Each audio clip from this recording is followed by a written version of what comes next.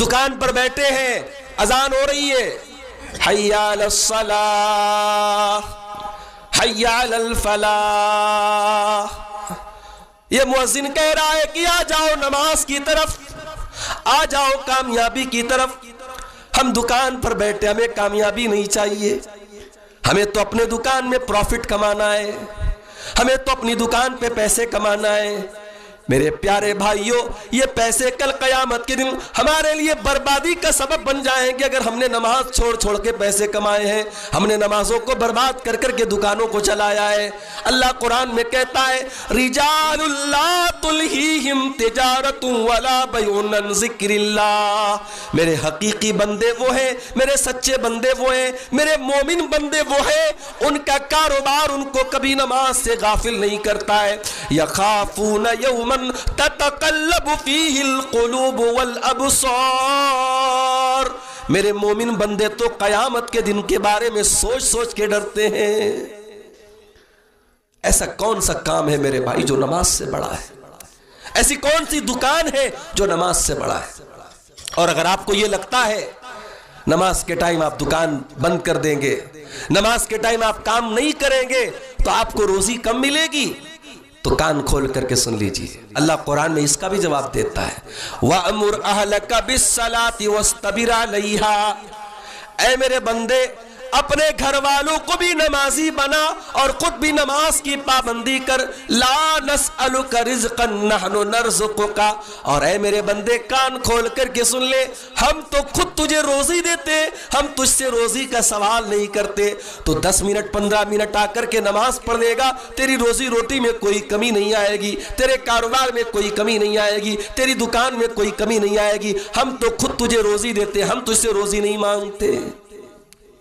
آج ہمارے نوجوان کے 24 گھنٹے میں اس کے ٹائم ٹیبل میں نماز کے لیے کوئی ٹائم نہیں ہے۔ وہ بیچارہ تو رات میں 2 بجے تک موبائل میں لگا تھا، وہ فجر کی نماز میں کیسے اٹھے گا؟ فجر کی اذان ہوتی ہے، مؤذن آتا ہے اور لاؤڈ اسپیکر پہ کھڑا ہو کے کہتا ہے الصلاۃ خیر من النوم، نماز نیند سے بہتر ہے۔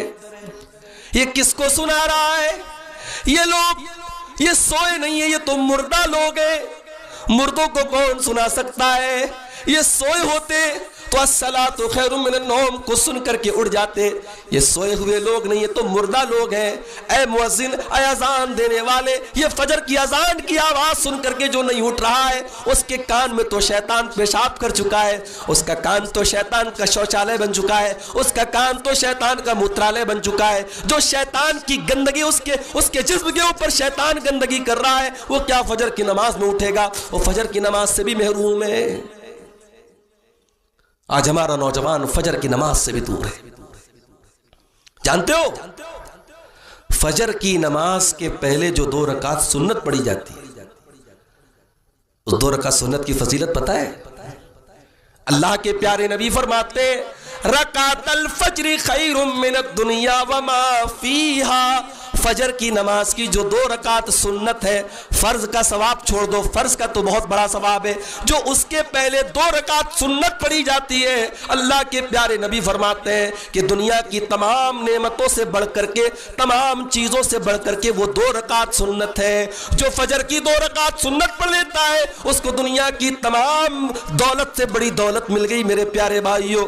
اور جو فجر کی نماز جماعت کے ساتھ پڑھتا ہے، اللہ کے پیارے نبی فرماتے ہیں فَهُوَ فِي ذِمَّةِ اللَّهِ، وہ اللہ تعالیٰ کی ذمہ داری میں آ جاتا ہے، وہ اللہ تعالیٰ کی حفاظت میں آ جاتا ہے، وہ اللہ تعالیٰ کی سرکشا کے کوچ میں، اللہ تعالیٰ کے پروٹیکشن میں آ جاتا ہے۔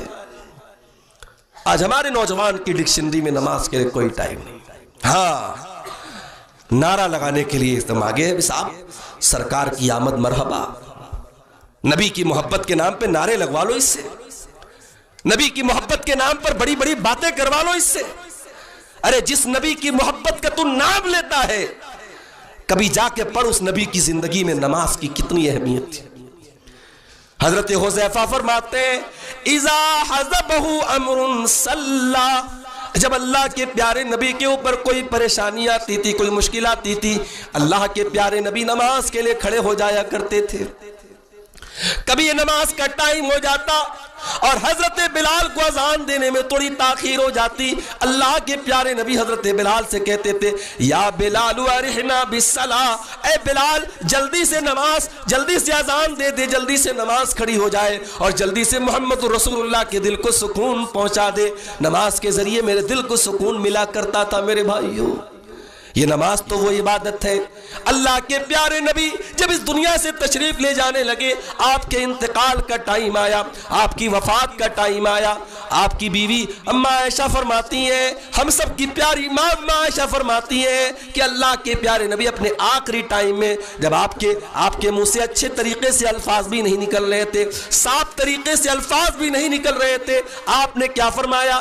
آپ نے فرمایا الصلاۃ الصلاۃ وما ملکت ایمانکم، اے لوگوں نماز کی پابندی کرنا، اے لوگوں نماز کا خیال کرنا، اور اے لوگوں اپنے غلاموں کا، اپنے لونڈیوں کے حقوق کا خیال رکھنا، ان کے ساتھ نا انصافی مت کرنا۔